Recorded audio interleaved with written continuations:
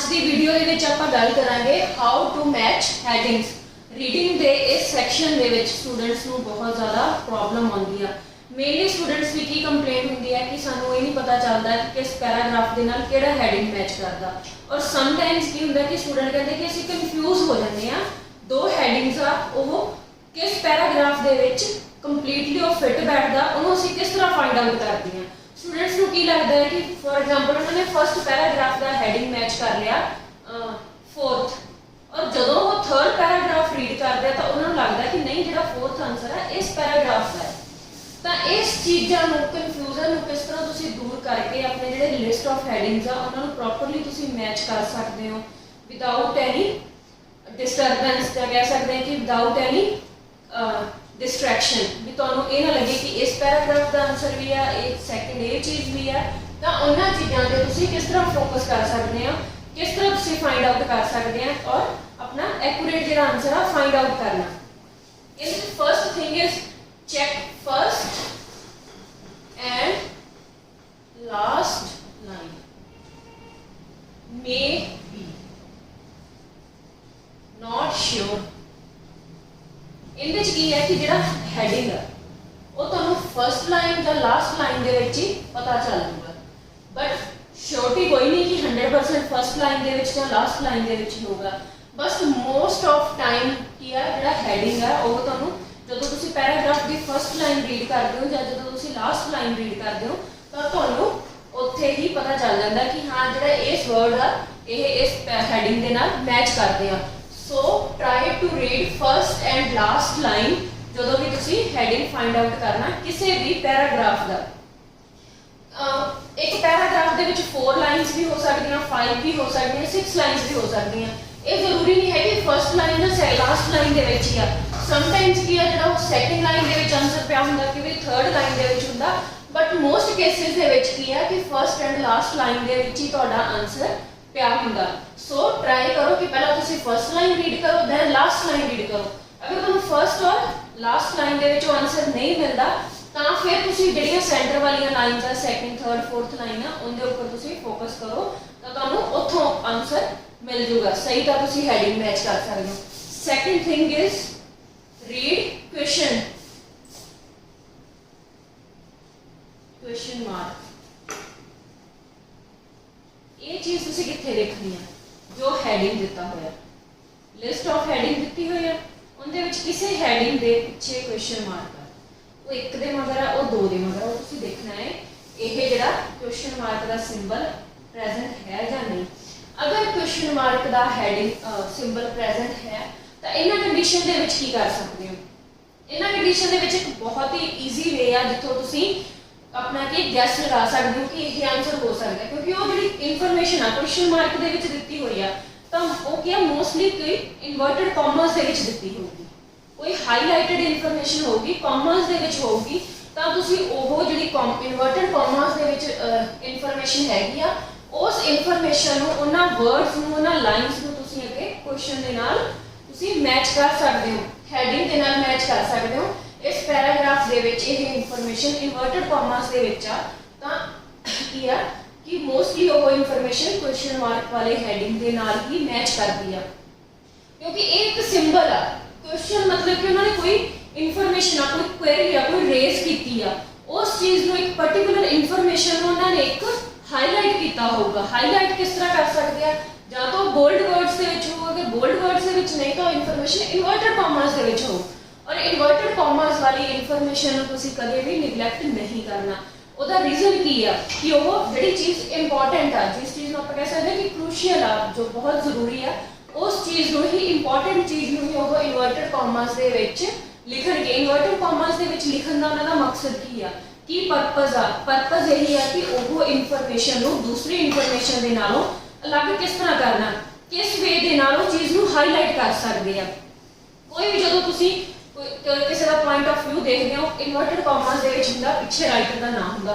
इस चीज़ का मतलब की है कि वो इनफॉर्मेशन उन्होंने लाइन्स उन्होंने चीज़ों को उन्होंने हाईलाइट किया होया। हाईलाइट करने का मतलब यही है कि वो इस चीज़ को तुहाडे विच कंसनट्रेशन दे विच ध्यान दे विच लैके आना चाहते हैं। Third thing is direct speech.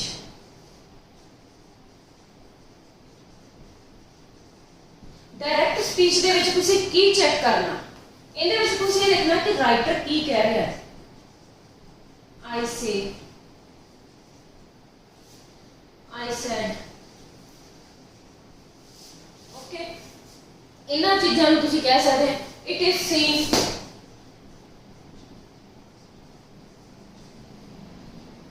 ये जिहड़ी इंफॉर्मेशन है ਇਹਦੇ ਤੋਂ ਵੀ ਤੁਸੀਂ ਕਰ ਸਕਦੇ ਹੋ कि जिथे राइटर ने फोकस करके किया आई से, आई सैड, इट इज सीन, ठीक है, इट इज क्लीयर, ਤਾਂ ਇਹਨਾਂ ਚੀਜ਼ਾਂ ਦੇ ਵਿੱਚ ਇਹਨਾਂ ਵਰਡਸ ਤੋਂ ਵੀ ਤੁਸੀਂ ਗੈਸ ਲਗਾ ਸਕਦੇ ਹੋ ਕਿ ਹਾਂ ਜਿਹੜੀ ਇਹ ਇਨਫੋਰਮੇਸ਼ਨ ਆ, ਇਹ ਜਿਹੜੀ ਪਾਰਟਿਕੂਲਰ ਉਹਨਾਂ ਨੇ ਕਿਹਾ, ਇਸ ਤੋਂ ਅੱਗੇ ਜੋ ਉਹਨਾਂ ਨੇ ਲਾਈਨ ਦਿੱਤੀ ਆ ਉਹ ਲਾਈਨ ਕਿਸ ਹੈਡਿੰਗ ਦੇ ਨਾਲ ਮੈਚ ਕਰਦੀ ਆ।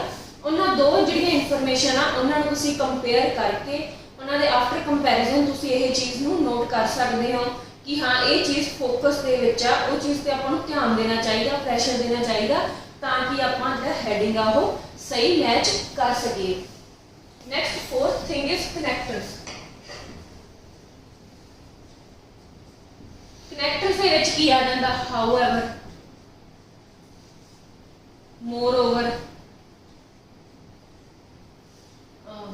बट, ऑल्दो, होर भी बहुत सारे कनेक्टर्स आ। जिथे ये कनेक्टर्स आ गए तो उस लाइन दे विच उस इंफॉर्मेशन ते तुसी फोकस जरूर करना। और समटाइम्स की होंदा कि जो आंसर आ वो इन्हां कनैक्टर्स तो बाद वाली लाइन दे विच ही पिया हुंदा। जिथे ये कनैक्टर्स लगे आ इन्हां चीज़ां नूं तुसीं इग्नोर नहीं करना, निगलैक्ट नहीं करना। इहदा रीजन की है कि कोई इन्फॉर्मेशन आ जदों उन्हां दे नाल ही एक इन्फॉर्मेशन दे नाल दूसरी इन्फॉर्मेशन उन्हां ने मैच कीती आ तां उस चीज़ नूं तुसीं इंपॉर्टेंस दे के उस चीज़ नूं कंसनट्रेशन दे नाल रीड करना है और फाइंड आउट करना है कि इस इन्फॉर्मेशन दे विच जिहड़ा राइटर आ की कहना चाह रहा है, ਉਹਦਾ ਪੁਆਇੰਟ ਆਫ व्यू ਕੀ ਆ, ਉਹਦਾ ਇੱਕ ਕਨੈਕਟਰ ਐਡ ਕਰਨ ਦਾ ਕੀ ਪਰਪਸ ਆ। ਉਹਨਾਂ ਚੀਜ਼ਾਂ ਤੋਂ ਤੁਹਾਨੂੰ ਕਲੀਅਰ ਹੋ ਜਾਊਗਾ। ਤੁਸੀਂ ਹੈਡਿੰਗ ਉੱਥੋਂ ਫਾਈਂਡ ਆਊਟ ਕਰਕੇ ਆਪਣਾ ਜੋ ਕਿ ਆ ਆਨਸਰ ਆਪਣਾ ਕਰੈਕਟ ਤੁਸੀਂ ਲਿਖ ਸਕਦੇ ਹੋ ਕਿ ਇਸ ਪੈਰਾਗ੍ਰਾਫ ਦੇ ਵਿੱਚ ਇਹ ਹੈਡਿੰਗ ਮੈਚ ਕਰਦਾ। ਉਹ ਇਨਫੋਰਮੇਸ਼ਨ ਨੂੰ ਤੁਸੀਂ ਫਾਈਂਡ ਆਊਟ ਕਰਨਾ। Next thing is paraphrase words.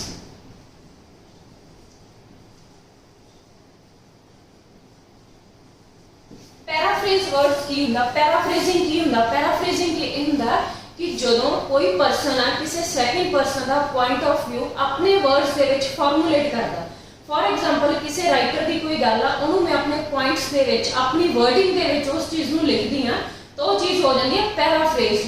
सो जदों उन्होंने पूरी लाइन लिख के पूरा जिहड़ा पैसेज आ वो एक्सप्लेन करन तो बाद राइटर ने आपने कहा in my point of view, in my opinion, as per my perspective, ਤਾਂ ਉਹਨਾਂ ਵਰਡਸ ਤੇ ਵੀ ਤੁਸੀਂ ਫੋਕਸ ਕਰਨਾ ਹੈ ਕਿ ਜਿਹੜੇ ਇਹ ਵਰਡਸ ਆ ਇਹ ਪੈਰਾਫਰੇਜ਼ਿੰਗ ਕੀਤੀ ਆ ਇਸ ਚੀਜ਼ ਦਾ ਕੀ ਰੀਜ਼ਨ ਆ, ਇਹ ਕਿਉਂ ਕੀਤੀ ਆ, ਉਹ ਕਿਸੇ ਪਰਪਸ ਲਈ ਕਿਸੇ ਗੱਲ ਲਈ ਕੀਤੀ ਆ। ਫॉर एग्जांपल ਉਹਨਾਂ ਨੇ ਕਿਸੇ ਰਿਸਰਚ ਦੀ ਗੱਲ ਕੀਤੀ ਆ, ਕੋਈ ਮੈਡੀਸਿਨ ਦੀ ਰਿਸਰਚ ਆ, ਕਿਸੇ ਹੋਰ ਟੈਕਨੋਲੋਜੀ ਨੂੰ ਲੈ ਕੇ ਕੋਈ ਰਿਸਰਚ ਆ, ਤਾਂ ਉਹਦੇ ਵਿੱਚ ਕੀ ਹੈ ਲਾਸਟ ਤੇ ਐਗਜ਼ਾਮੀਨਰ ਆਪਣਾ ਪੁਆਇੰਟ ਆਫ व्यू ਦੇ ਦਿੰਦਾ।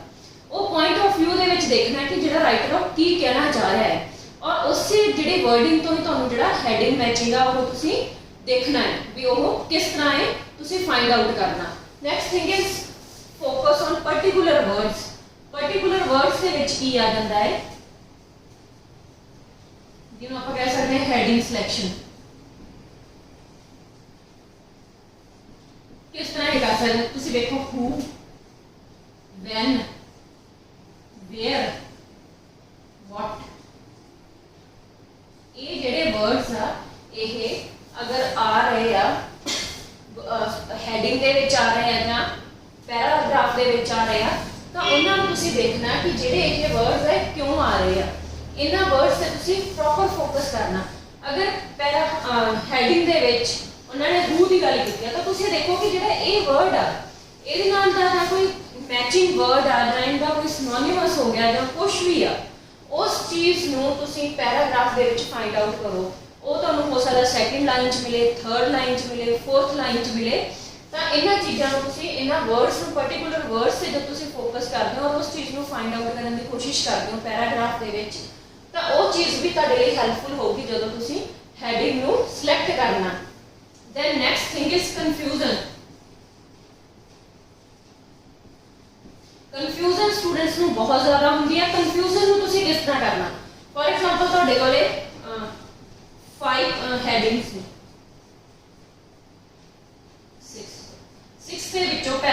ए आ ਉਹ ਉਹਨਾਂ ਨੇ ਦਿੱਤਾ ਹੋਇਆ ਹੈ ਕਿ ਜਿਹੜਾ ਪੈਰਾਗ੍ਰਾਫ ਫਸਟ ਆ ਉਹਦਾ ਜਿਹੜਾ ਆਨਸਰ ਆ ਉਹ ਥਰਡ ਆ। ਤਾਂ ਤੁਸੀਂ ਉਹ ਥਰਡ ਨੂੰ ਜਦੋਂ ਟਿਕ ਮਾਰ ਕੇ ਕਰ ਲਿਆ ਤੁਸੀਂ ਉਹ ਹੈਡਿੰਗ ਨੂੰ ਦੇਖਣਾ ਕਿ ਇਹਦੇ ਵਿੱਚ ਕੀ ਵਰਡਿੰਗ ਆ। ਉਸ ਵਰਡਿੰਗ ਨੂੰ ਦੇਖ ਕੇ ਤੁਸੀਂ ਉਹਨਾਂ ਕੀ ਵਰਡਸ ਨੂੰ ਕੀ ਪੁਆਇੰਟਸ ਨੂੰ ਦੇਖ ਕੇ ਤੁਸੀਂ ਉਸ ਪੈਰਾਗ੍ਰਾਫ ਦੇ ਵਿੱਚ ਪੈਰਾਗ੍ਰਾਫ ਰੀਡ ਕਰਕੇ ਦੇਖਣਾ ਕਿ ਇਹ ਵਰਡਸ ਨੇ ਔਰ ਇਹ ਚੀਜ਼ਾਂ ਇਸ ਪੈਰਾਗ੍ਰਾਫ ਹੈਡਿੰਗ ਦੇ ਨਾਲ ਮੈਚ ਕਰ ਰਹੀਆਂ।